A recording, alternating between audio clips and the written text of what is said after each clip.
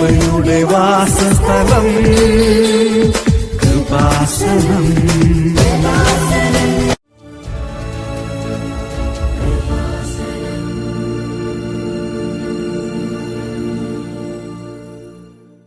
പരിശുദ്ധ അമ്മയ്ക്കും തിരുക്കുമാരനും 1000 നന്ദി.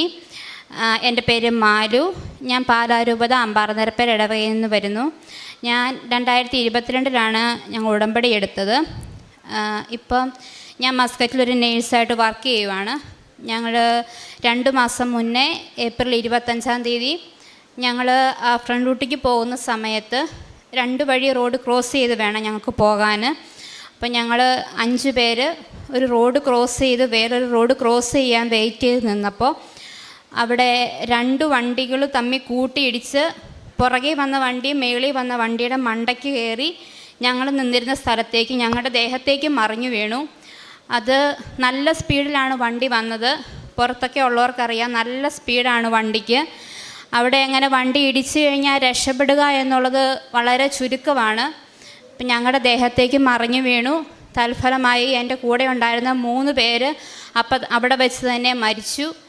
ഞാനും എൻ്റെ കൂടെ ഉണ്ടായിരുന്ന ഒരു ചേച്ചി മാത്രമാണ് രക്ഷപ്പെട്ടത്. ഞങ്ങൾ ഒരു 6 മീറ്ററോളം ദൂരത്ത് വണ്ടി ഇടിച്ച് തെറിച്ച് വീണു. എനിക്ക് ആ സമയത്ത് ഞാനിതൊന്നും ഓർക്കുന്നില്ല. എന്തോ കാലിനെന്തോ ഒരു വേദന, അത് മാത്രമേ എനിക്ക് ഓർമ്മയുള്ളൂ. ഞങ്ങൾ അവിടെ കിടന്ന് നിലവിളിച്ചെങ്കിലും അവിടുത്തെ ഒരു നിയമം അനുസരിച്ച് പെണ്ണുങ്ങളെ ആണുങ്ങൾ അങ്ങനെ വന്ന് സഹായിക്കാറില്ല. അപ്പോൾ അത് ഒരു പെണ്ണുങ്ങൾ തന്നെ വരണം. അപ്പോൾ അതുവരെ ഞങ്ങൾ റോഡിൽ കിടന്നു. ഞങ്ങൾ കുറേ കരഞ്ഞു. പിന്നെ ഞങ്ങളുടെ സ്റ്റാഫുകൾ ഓടി വന്ന് ഞങ്ങളെ എടുത്ത് ഹോസ്പിറ്റലിൽ കൊണ്ടുപോയി. ഒരു 6 മീറ്ററോളം തെറിച്ച് വീണെങ്കിലും ഞങ്ങൾക്ക് വേറെ ഒരപകടങ്ങളും വേറെ ഒരു പരിക്കുകളോ ഒന്നും പറ്റിയില്ല. ഞങ്ങളുടെ കാലിന് ഫ്രാക്ചറായി, 2 ബോൺ ഒടിഞ്ഞു, കാല് തൂങ്ങിപ്പോയി. എങ്കിലും ഞങ്ങൾക്ക് വേറെ തലയ്ക്കോ കൈക്കോ അങ്ങനെ യാതൊരു അപകടവും ഞങ്ങൾക്ക് പറ്റിയില്ല. ഞാൻ എന്നും ഡ്യൂട്ടിക്ക് പോകുമ്പോൾ മാതാവിൻ്റെ രൂപത്തെ തൊട്ട് പ്രാർത്ഥിക്കും. മാതാവിൻ്റെ തൈലം തൊട്ട് പ്രാർത്ഥിച്ചിട്ടാണ് പോകുന്നത്. അന്നും ഞാൻ ഡ്യൂട്ടിക്ക് പോയപ്പോൾ കൊന്ത ചൊല്ലി മാതാവിനെ വിളിച്ചു പോയതാ. അപ്പോൾ അതിൻ്റെ ഫലമായിട്ടായിരിക്കും ഞങ്ങൾക്ക് ജീവൻ തിരിച്ചു കിട്ടി. ഞങ്ങളുടെ വേറെ പ്രത്യേകിച്ച് പരിക്കുകളൊന്നും കൂടാതെ ഞങ്ങൾക്ക് ജീവിതത്തിലേക്ക് തിരിച്ചു വരാൻ പറ്റി. എനിക്കൊരു കുഞ്ഞുണ്ട്. കൊച്ചിനെ കാണാനുള്ള ഭാഗ്യം കിട്ടി. ഞങ്ങൾക്ക് പഴയൊരു ജീവിതത്തിലേക്ക് തിരിച്ചു വരാൻ ടൈം എടുക്കുമെങ്കിലും ഞങ്ങളുടെ കാല് സുഖമായി വരണം. ഞങ്ങൾക്ക് സർജറി ചെയ്തു.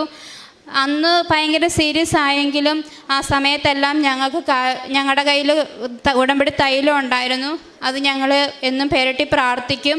അതിൻ്റെ ഫലമായി 1.5 ആഴ്ചയോളം ഹോസ്പിറ്റലിൽ കിടന്നെങ്കിലും ഞങ്ങൾക്ക് പരിപൂർണമായിട്ട് കാല് സർജറി ചെയ്ത് സുഖപ്പെട്ട് തിരിച്ചു വരാൻ പറ്റി. അങ്ങനെ ഞങ്ങൾ എൻ്റെ കൂടെ ഉണ്ടായിരുന്ന ചേച്ചിയോട് ഞാൻ സംസാരിച്ച് കഴിഞ്ഞപ്പോൾ ചേച്ചി പറഞ്ഞു, ചേച്ചി ഉടമ്പടി എടുത്തിട്ടുണ്ടായിരുന്നു, ചേച്ചി ഉടമ്പടിയിലായിരുന്നു എന്ന് പറഞ്ഞു. അപ്പം എല്ലാവരും പറഞ്ഞു, നിങ്ങളുടെ പ്രാർത്ഥനയുടെ ഒറ്റൊരു ഫലം കൊണ്ട് മാത്രമാണ് നിങ്ങൾ 2 പേരും രക്ഷപ്പെട്ടത്. നിങ്ങളെ മാതാവ് ഒരു ഉള്ളംകൈ ശരിക്കും താങ്ങുകയാണ് ചെയ്തത്. നിങ്ങളെ എടുത്തു മാറ്റി വെച്ച പോലെ നിങ്ങൾ 2 പേരും മാറിക്കിടക്കുമായിരുന്നു എന്ന് പറഞ്ഞു. അന്നേരം ഭയങ്കര വിഷമമായിരുന്നു.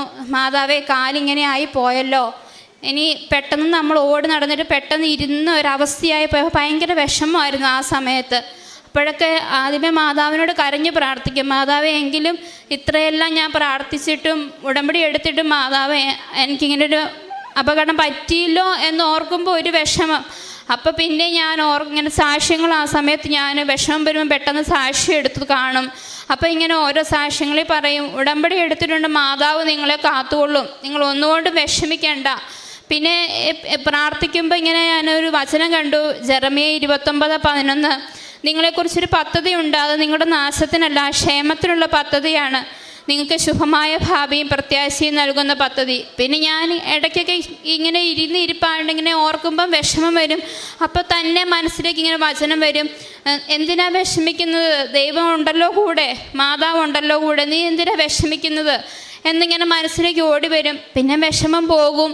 അപ്പോൾ കഴിഞ്ഞ ദിവസം എൻ്റെ കൂടെയുള്ള ചേച്ചിയായിട്ട് ഞാൻ സംസാരിച്ചപ്പോൾ ചേച്ചി എന്നോട് പറഞ്ഞു, ഒന്നുകൊണ്ടും വിഷമിക്കേണ്ട, നമ്മൾ കൃപാസന മാതാവിൻ്റെ കുഞ്ഞുങ്ങളാണ്, നമ്മളെ ഒരിക്കലും മാതാവ് കൈവിടത്തില്ല. നമുക്ക് പഴയ ജീവിതത്തിലേക്ക് തിരിച്ചു വരാൻ പറ്റും. നമ്മുടെ കാല് പൊട്ടലുണ്ടായി, അവർ നന്നായിട്ട് തന്നെ സർജറി ചെയ്തു. ടൈം എടുക്കും, ബട്ട് നമുക്ക് നമ്മുടെ പഴയ ജീവിതത്തിലേക്ക് നമുക്ക് തിരിച്ചു വരാൻ പറ്റും എന്ന് പറഞ്ഞു.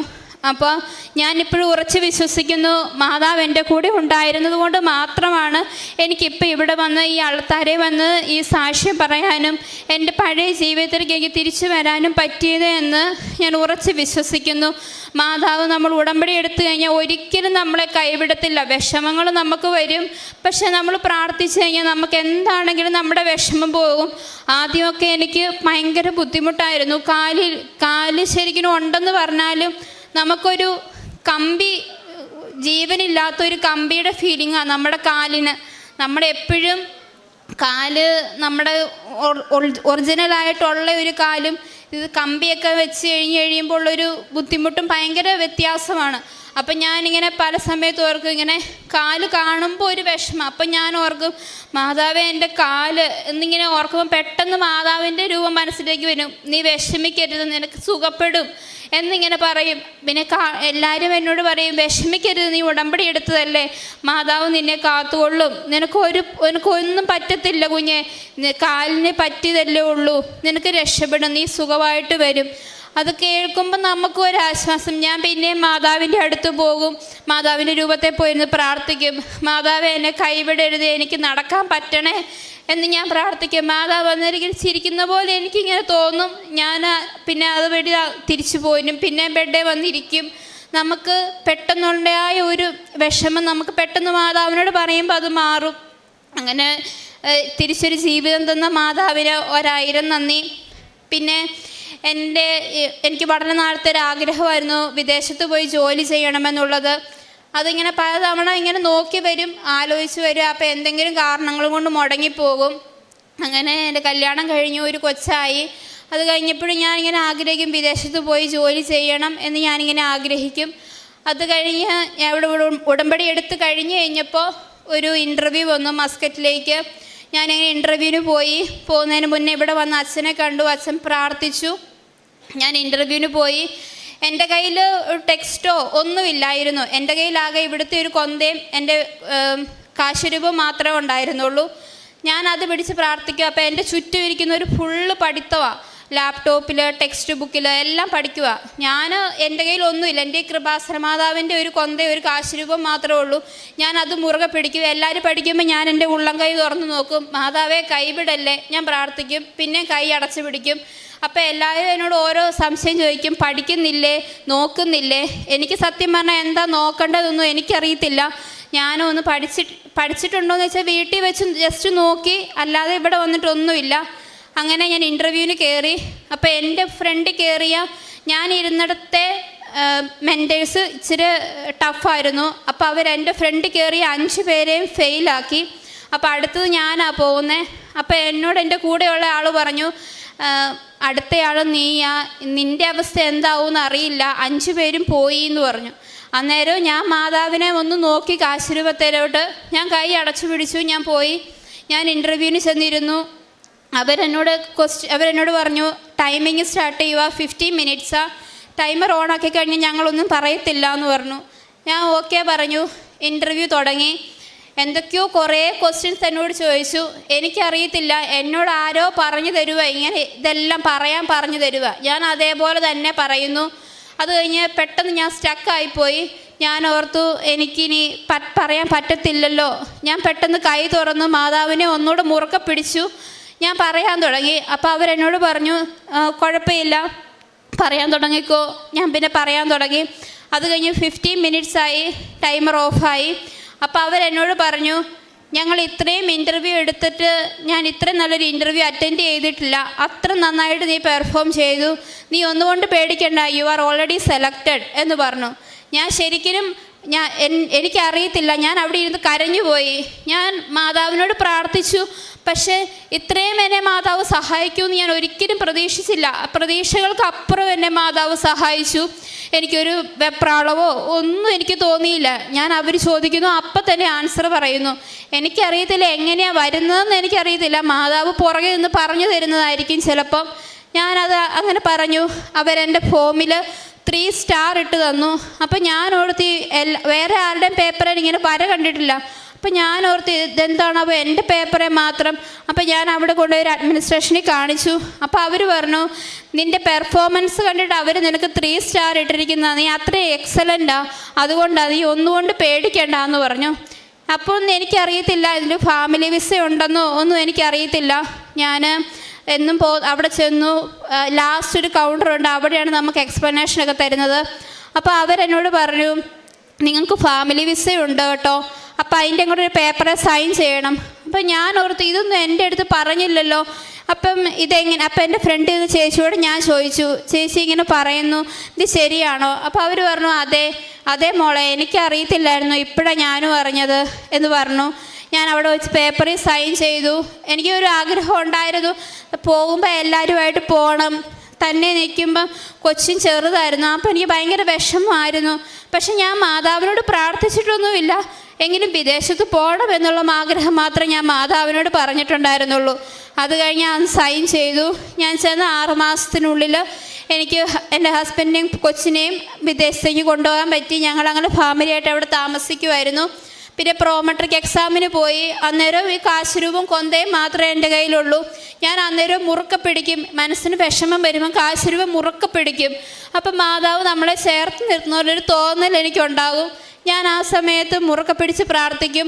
ഓരോ കമ്പ്യൂട്ടറിലായിരുന്നു എക്സാം. ഓരോ എക്സാമിൻ്റെ ആൻസറും ചെയ്ത് കഴിയുമ്പോൾ ഞാൻ പ്രാർത്ഥിക്കും, മാതാവേ അമ്മയുടെ സാക്ഷിയായി എന്നെ ഉയർത്തണേ എന്ന് പ്രാർത്ഥിച്ചിട്ട് അടുത്ത ബട്ടൺ ക്ലിക്ക് ചെയ്യും. അപ്പോൾ ആ ക്വസ്റ്റ്യൻ ഏകദേശം അറിയാവുന്നതായിരിക്കും, അപ്പോൾ തന്നെ ആൻസർ ചെയ്യും. പിന്നെ ഞാൻ പ്രാർത്ഥിക്കും, മാതാവേ അമ്മയുടെ സാക്ഷിയാക്കി എന്നെ ഉയർത്തണേ, എന്നെ കൈവിടരുതേ മാതാവേ എന്ന് ഞാൻ പ്രാർത്ഥിക്കും. പിന്നെ ഞാൻ അടുത്ത ക്വസ്റ്റ്യൻ ചെയ്യും. അങ്ങനെ ക്വസ്റ്റ്യൻ എല്ലാം ചെയ്ത് കഴിഞ്ഞു. അപ്പോൾ സബ്മിറ്റ് എന്ന് പറഞ്ഞ ഓപ്ഷൻ ഞെക്കിയാലേ മാർക്ക് വരുവുള്ളൂ. അപ്പോൾ അത് ഞെക്കാനൊരു പേടിയാണ്, മാതാവ് എന്തായിരിക്കും. അന്നേരം ഉള്ളിലുണ്ട്, എന്തിനാ പേടിക്കുന്ന, മാതാവ് ഉണ്ടല്ലോ. പിന്നെ ഞാൻ വിശ്വാസപ്രമാണം ചൊല്ലി സബ്മിറ്റ് ചെയ്തു. അപ്പോൾ നല്ല മാർക്ക് തന്നു. മാതാവ് എന്നെ സഹായിച്ചു. അതിന് മാതാവിന് 1000 നന്ദി. പിന്നെ എൻ്റെ ഹസ്ബൻഡിൻ്റെ കയ്യിലും എൻ്റെ കുഞ്ഞിൻ്റെ ചുണ്ടിൻ്റെ താഴെയായിട്ട് ഒരു അരിമ്പാറ വന്നു. അപ്പം കുഞ്ഞിനത് ഭയങ്കര അസ്വസ്ഥതയായിരുന്നു. ഞങ്ങൾക്ക് ഒരു ഉമ്മ തരുമോ, ഒന്നും ചെയ്യത്തില്ല, ചോദിച്ചു കഴിഞ്ഞാൽ മാറിപ്പോകും.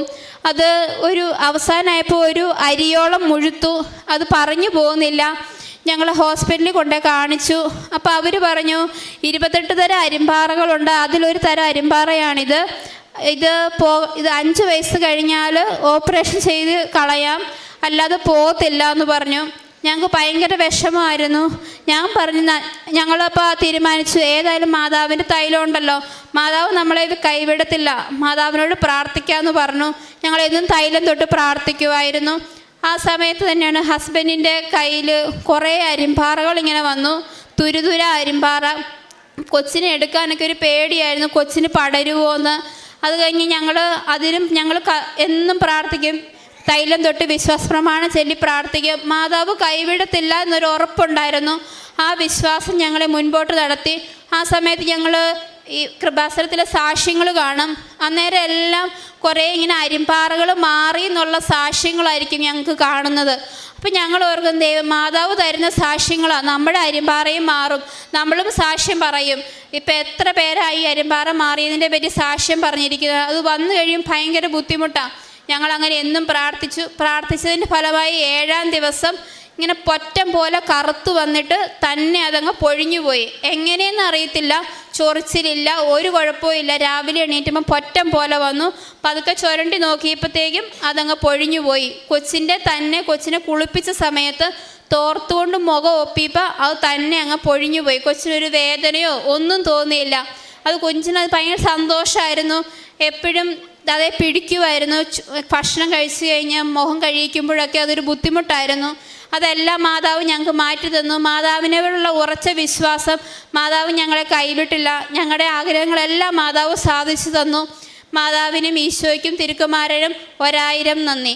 കാരുണ്യ പ്രവർത്തികൾ ഞങ്ങൾ ഇവിടുന്ന് പത്രം കിട്ടുമ്പം പത്രം ഞങ്ങൾ എല്ലാവർക്കും വിതരണം ചെയ്യും, പാവങ്ങളെ സഹായിക്കും, ഭക്ഷണമില്ലാത്തവർക്ക് ഭക്ഷണം മേടിച്ചു കൊടുക്കും.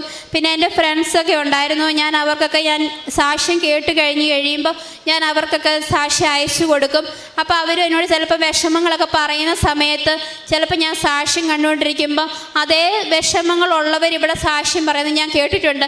അപ്പോൾ ഞാൻ പറയും, ചേച്ചി ഈ സാക്ഷ്യം ഒന്ന് കേട്ട് നോക്ക്, ചേച്ചി കേട്ട് പ്രാർത്ഥിക്ക് എന്ന് പറയും. അങ്ങനെ അവരത് കേൾക്കും. അങ്ങനെ 3-4 പേര് ഇവിടെ വന്ന്, എൻ്റെ കൂട്ടത്തിലുള്ളവർ വന്ന് ഇവിടെ വന്ന് ഉടമ്പടി എടുത്തു. അവരും പറഞ്ഞു, ഉടമ്പടി എടുത്തു കഴിയുമ്പോൾ നമുക്കൊരു ആശ്വാസമാണ്, നമുക്കൊരു ബലമാണ്, നമ്മുടെ കൂടെ ആരോ ഉണ്ട്, നമ്മുടെ മാതാവ് നമ്മുടെ കൂടെ ഉണ്ട്, നമുക്കൊന്നും സംഭവിക്കില്ല, നമ്മുടെ കൂടെ എന്ത് വന്നാലും മാതാവ് ഉണ്ട് എന്നൊരു ബലം നമുക്കുണ്ട്. വച്ചേ അതുകൊണ്ട് കൊച്ച് ഞാൻ ഈ പറഞ്ഞു തന്നതിന് ഒരുപാട് നന്ദിയുണ്ട് എന്നൊക്കെ എന്നോട് പറയാറുണ്ട്. സങ്കീർത്തനത്തിൻ്റെ 119:40 നമ്മൾ ഇങ്ങനെ കാണുന്നുണ്ട്, ഇതാ അങ്ങയുടെ പ്രമാണങ്ങളെ ഞാൻ അഭിലഷിക്കുന്നു, അങ്ങയുടെ നീതിയാൽ എന്നിൽ പുതുജീവൻ പകരണമേ. മാലു മാത്യു എന്ന സഹോദരിയാണ് നമ്മളോട് തൻ്റെ ജീവിതത്തിലുണ്ടായ ഉടമ്പടി അനുഭവ സാക്ഷ്യം ഇപ്പോൾ പങ്കുവച്ചത്. മരണത്തെ മുഖാഭിമുഖം കണ്ട് ജീവനിലേക്ക് തിരിച്ചു വന്ന ഒരു സഹോദരി ജീവനോടെ നമ്മുടെ മുൻപിൽ നിന്ന് സാക്ഷ്യം പറയുമ്പോൾ അത് ഉടമ്പടിയുടെ ഒരു വലിയ സാക്ഷ്യമായിട്ട് തന്നെ നമുക്ക് കാണുവാനായിട്ട് സാധിക്കുന്നു എന്നുള്ളതാണ്. തൻ്റെ ഉടമ്പടി ജീവിതത്തിൽ താൻ ആയിരിക്കുമ്പോൾ വിശ്വസ്തത പുലർത്തുമ്പോൾ തനിക്ക് മാതാവ് തന്ന നന്മകളെക്കുറിച്ചാണ് ഈ സഹോദരി പറഞ്ഞത്. നമ്മൾ കേട്ടു, 5 പേര് ഒന്നിച്ച് യാത്ര ചെയ്യുമ്പോൾ 3 പേര് മരണപ്പെടുന്നു, എന്നാൽ 2 പേര് രക്ഷപ്പെടുന്നു. ആ 2 പേരും പരിശുദ്ധ അമ്മയുമായിട്ട് ഉടമ്പടി ചെയ്ത വ്യക്തികളായിരുന്നു എന്നാണ് ഈ സഹോദരി പറഞ്ഞത്. അതുപോലെ തന്നെ തൻ്റെ ഇൻ്റർവ്യൂവിൻ്റെ സമയത്ത് പരിശുദ്ധ അമ്മ തന്നോട് കൂടെ ആയിരിക്കുകയും തനിക്ക് മെറിറ്റ് ഇല്ലായിരുന്നിട്ടും not my merit but my grace എന്ന ആ ഒരു പ്രിൻസിപ്പളിൻ്റെ അടിസ്ഥാനത്തിൽ പരിശുദ്ധ അമ്മ പ്രവർത്തിക്കുന്നത് നമുക്ക് കാണുവാനായിട്ട് സാധിക്കുന്നു. ഒരു മെറിറ്റും ഇല്ലായിരുന്നിട്ടും പരിശുദ്ധ അമ്മ തൻ്റെ കൂടെ ആയിരുന്നുകൊണ്ട് ദൈവകുമാരൻ്റെ കൃപയാൽ ഈ സഹോദരിക്ക് സംരക്ഷണം നൽകി ഈ സഹോദരിയെ കാത്തുപരിപാലിച്ചു എന്നുള്ളതാണ് ഈ സഹോദരി നമ്മളോട് പങ്കുവയ്ക്കുന്ന സാക്ഷ്യം. പരിശുദ്ധ അമ്മയുടെ കാശുരൂപവും ഉടമ്പടി തൈലവുമൊക്കെ ജീവിതത്തിൽ ഉടനീളം ഉപയോഗിക്കുമ്പോൾ ഈ സഹോദരിയുടെ ജീവിതത്തിൽ അത് വലിയ സംരക്ഷണമായിട്ട്, കരുതലായിട്ട്, കാവലായിട്ട് കടന്നു വരുന്നു എന്നുള്ളതാണ്. അതുകൊണ്ട് നമുക്ക് ഈ സഹോദരിയോടൊപ്പം ഈശോയ്ക്കും പരിശുദ്ധ കന്യകാമറിയത്തിന് നന്ദി പറയാം. ഇനിയുള്ള ജീവിതകാലം കൂടുതൽ വിശ്വാസത്തോട് ഇവർ ജീവിക്കുവാനായിട്ട് നമുക്ക് പ്രാർത്ഥിക്കാം.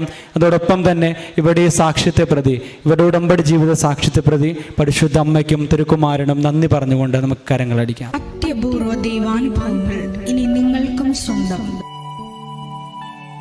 ഈ യൂട്യൂബ് ചാനൽ ഇതുവരെ സബ്സ്ക്രൈബ് ചെയ്തിട്ടില്ലെങ്കിൽ ഇപ്പോൾ തന്നെ സബ്സ്ക്രൈബ് ചെയ്യുക. ഈ വീഡിയോ ഇപ്പോൾ തന്നെ നിങ്ങളുടെ സുഹൃത്തുക്കൾക്ക് ഷെയർ ചെയ്തുകൊണ്ട് കർത്താവിൻ്റെ പ്രേക്ഷിതരാകുക.